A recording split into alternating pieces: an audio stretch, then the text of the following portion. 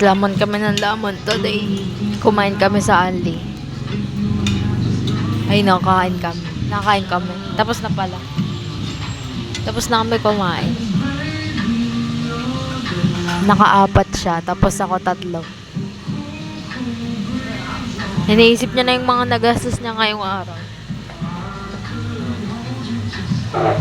Tapos kukwentahin niya pag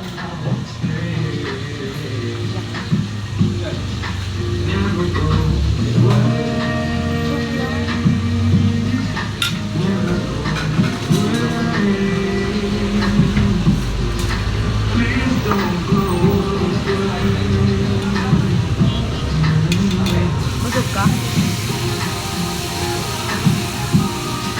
Baka bumalik kami dito. Kasi nabubusog agad kami. Mura lang. Diba?